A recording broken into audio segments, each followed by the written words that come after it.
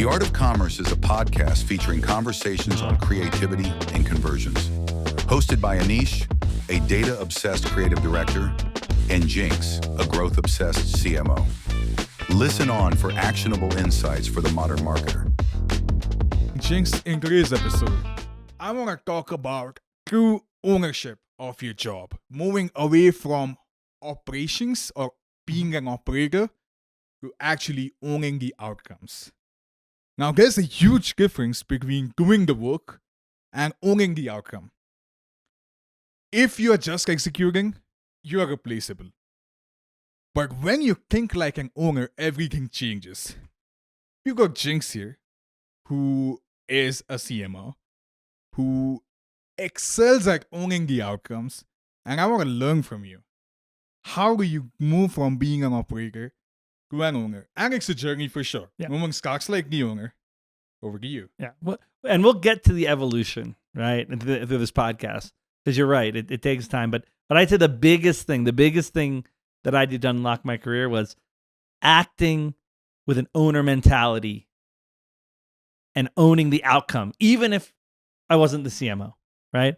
The mindset from being average to being irreplaceable speaks volumes about you and shows the work and actually puts you on track to be the owner you want to be, right? Yeah. You know, work the job you want to have.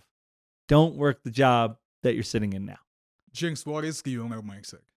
The owner mindset really is that you need to understand how the business operates. And that's not just what's my SAC, subscriber acquisition cost, or CAC, customer acquisition cost. That's what drives the P&L. How do we make profit? When I sell something, what are the downstream impacts of that, right? What happens with the customer I acquire? How, are they retained? Are they not retained, right? Thinking about the end-to-end. That's the owner mindset. If you only think about your specific silo, you're a channel owner at best. If you want to be an owner, a real true owner of a business, you have to understand all the puts and takes of the operation and the end-to-end experience. That makes a lot of sense. When I started on your team, Jinx, I was doing merchandising, okay?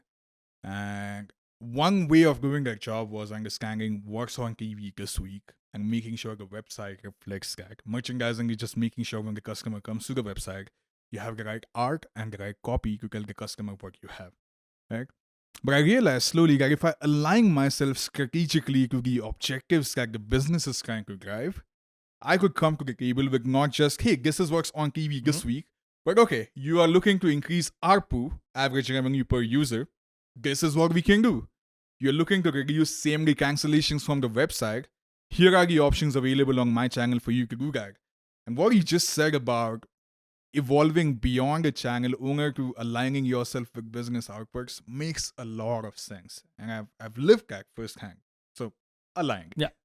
Great. Well, I'm glad I imparted that on you. So that's good.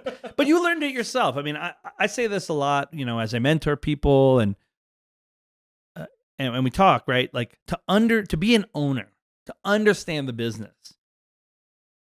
You know, unfortunately or fortunately, whatever you want to consider, it's more than a 9-to-5 job, right? Yes. You know, how many, you know, when you're in college, right? You played a sport, you played an instrument, you made movies. How much time did you spend practicing the craft, right? And then how much time did you play the game, right? It was like 4-to-1 practice versus performance, right? Okay, fast forward to now you're in the working world. You come at your desk at 9 a.m., you leave at 5 p.m. and you expect to change the world. Like, it's not going to happen. You know, you have to put in the time. You have to treat it like a craft, right? You have to treat it like I'm doing the work, I'm putting in the practice. Now, the practice is different, right? I used to spend 8 hours a day in the drum room, right? Or music room or whatever. Maybe you're not doing that, but I'll tell you what, you should show up early and you should practice your storytelling, right? How am I going to talk to the CFO when I meet him? What's the bullet points I'm going to hit? How am I going to hit that? I'm talking to the team later. How am I going to hit that, right? Storytelling, right? I used to sit at my desk and say, here are the people I need to convince this week and get in front of this week. And I would go talk to them and I would go figure out how to talk to them. And so that might be your morning. Your afternoon, right, post 5 might be calling people on the West Coast that you didn't get a chance to do face-to-face with, going out to dinner, getting the team and going out to drinks. Yes, drinks can be practice. It can be work, okay? Like, there you go. I know I gave you the stick by telling you to work more, and I gave you the carrot with the drinks. But you got to think with that mindset. You cannot think that you are going to be a leader. You're going to get all the accolades, get all the flowers, get the promotion, if you don't put in the time. And honestly, all those things are great, but the self-motivation, the self-winning that you get when you do those things beats all that. The work you put in and the effort you put in and seeing that output, that's just like winning a game when you were, at the team in college or playing a great gig when you were a musician in college, whatever, right? And you have to have that, right? You have to be invested in it. You have to treat it like a craft. And you have to do it because you love it, right? And if you don't love it, like, why are you doing it? You know what I mean? Like, I worked in corporate for 20 years and I loved it, right? Because it was fun. I got to meet great people. I got to do really cool stuff. I got to have a lot of fun. If you're not feeling that way, then there's plenty of opportunities to do stuff, right? We talked about it before with tech and AI and becoming a creator, or So what's stopping you, right? And so if you want to succeed in corporate or frankly life, you got to treat it like a craft, and you got to love it. I love that you call it the craft, because it truly is. But practicing drums or any instrument or learning to paint or photography, you just grab your camera or you grab your tool and you go out in the world and do it. With marketing, though, you're confined to the time frame that you have access to your office and the people that you collaborate with. So how do you continue to polish the craft outside of the 9 to 5? Yeah, I mean, I think the real key is being deliberate, right? Like, again, if it's a craft, right? I'm practicing drums, right? So in music, in drums, there's rudiments, right? Correct. You practice the rudiments, paradiddle, this, that, and whatever. The rudiments build to the groove, to the improvisation, to the, all of the amazing stuff that we watch or we're inspired by. But it all starts with the rudiment.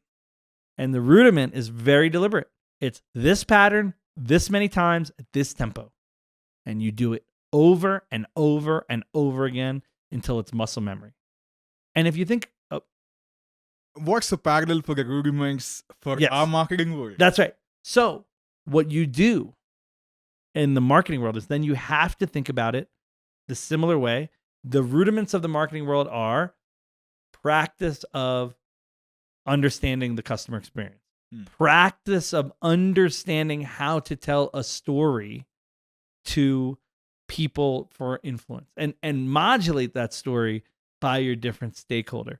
Practice is understanding your deficiencies in what technology exists and figuring out how to close those gaps to the best of your ability. You'll never be an expert. But that idea of practice and deliberateness means you need to say, so to use those examples, right? When I see an ad, right? When I see a Sling ad, I'm going to click through it. I'm going to see what the customer sees. You'll be amazed at how many times it doesn't work out quite the way you thought. Yeah. And then you're going to tell the team, right? Anish knows, I can't tell you how many times I told the team and said, why did I find this? You guys should have found this. But I'll tell you what, the next time they found it, right? Because they learned, right? Don't just do the thing. Be deliberate and make sure that the thing is right in the real world. Then for the storytelling, right? I said it before. I was deliberate. I made a list. Here's who I'm going to talk to. Here are the points I want to hit. Before you go to any meeting, what are the 3 things you're going to talk about? If you are really nervous in meetings, you may want to practice with a trusted colleague, right? Like, that's important from a technology perspective. Like, read the articles, do the research, subscribe to the podcast, like whatever it is. Like, that's the extracurricular stuff outside of work. That's analogous to that rudiment idea. You know, Yeah. deliberateness and practice. Treat it like a craft. Very well said. Jinx, you also spoke about how one can evolve from being a tactic or a channel owner to a strategic or a business owner. Right? And there's a journey. And I think you can't do one without the other. You Yep. can't really be a business owner without knowing your channel or your tactic well. True. Right? Reflect back on your journey. Can you draw a line between how you went from being a tactic owner to a business owner, and what were some of these stepping stones towards that journey? Yeah, I think it's a great question, and I think, I'll paraphrase the Steve Jobs quote, right? When you look back, the dots connect themselves in hindsight. Hindsight 2020. Yeah, right. Like, well, of course I was destined to be here with you, Anish. Of course, but really, I mean, I think it's two things, right? I think it's the mindset, right? I think, and it's learned, it's practiced, it's not overnight, but the mindset of, I'm gonna live the job I want, not the job I have, and I'm gonna think end to end, and I'm going to go outside of my lane sometimes, right? Which doesn't always rub people the right way, and so you have to be a little bit nuanced with and sensitive about how you do it. But you do that, and again, even if you can't step outside your lane because of internal politics or whatever, you go and you ask, right? I got hired into Comcast. I was a product guy in running innovation at JP Morgan Chase, right? And I was burnt out. I was ready for something new. Friend of mine that lived near me, director of Comcast, said, "Hey, why don't you come work for me? You'll do advertising." And I was like, ugh, advertising? Who wants to do that? I'm a product guy. I'm like, wow, I'm making cool apps and stuff. No, we need someone that understands experience. So I think you're the right guy for it, blah, blah, blah. Okay, fine. Right? Let's keep talking about it. Oh, and we talked about, okay, that's interesting. Okay, it's about how we make video ads for YouTube and Facebook, and they're not doing that at Comcast. And okay, how do we connect it with e-commerce? And then how do we measure it, right? Like, and what's the media? So I got hired in this creative role. I spent more time with the media team. And it ended up being a crash course in media, which again, I didn't really know a lot about. Yeah, I think so. The first thing is, I was deliberate about the things I didn't know, right? And deliberate about filling those gaps, right? So I didn't know about media, but I was definitely going to figure it out. And then it's not just deliberate about knowing what you don't know, which is important, but it's also about knowing who you should talk to, knowing who you should build relationships with, and mapping a plan, right? Again, I think a lot of times this idea of deliberateness or calculatedness gets a bad rap, particularly the younger generation, that looks like not cool, right? You want to be cool and aloof and, but really, like, it's your career. If it's a craft, if it's your career, if it's a craft, if you're practicing, of course you have to be deliberate. And so that deliberateness was really important. And then the second thing was, I just said yes to everything, right? and now as I'm getting older, the challenge is to say yes to the right things, right? And all that. But when you're younger, you should really be open, because back to the dots connecting in hindsight, you don't know what will connect. You don't even know what the dots are. So the biggest thing you should do is give yourself as many dots as possible, right? That makes sense. And so that deliberateness and that ability to say yes, I think, is so important as people manage their career. Jinx, something that you emphasized a lot about in our time together at Sling was, you need to build a playbook, okay? And anyone can follow a playbook, but only an owner really creates one. How do you build systems that will replace you so you can take on bigger roles without being really insecure about being? Well, yeah, I mean, you have to be. The first thing is, I don't know what a better way to say it, but don't be insecure about that. Like, the best thing you can do is find a way to replace yourself, and the opportunities will open up because of that. I mean, even at Growth Stack now, the company I'm building, we were talking earlier, my goal with my clients is to make myself obsolete. I should upscale their team to get the knowledge and experience that I have so they're better marketers. What are you trying to do with growth stack commerce that makes you replaceable? So I'm basically, for brands, saying, can I help with go-to-market strategy? Can I help with digital media? Can I help with e-commerce, people, process, technology, right? Everyone has a problem in one of those buckets. So what I'm there to do is come in there, upskill the process, upskill the people, or upskill the technology, right?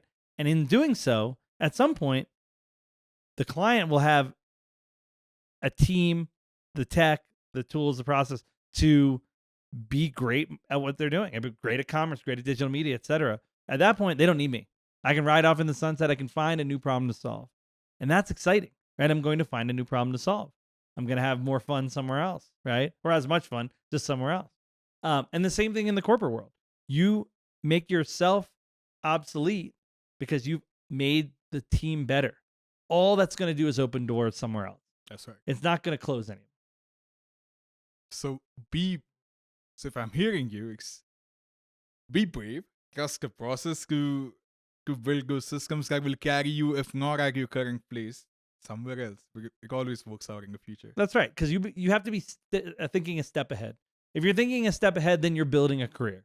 If you're not, you're just doing your job, and that's where you see, being territorial, staying in your lane, all that kind of stuff, which doesn't serve you in the long run. This is The Art of Commerce, featuring conversations on creativity and conversions. If you found value in today's episode, follow the show, leave a review, and stay tuned for more insights for the minds reshaping modern marketing.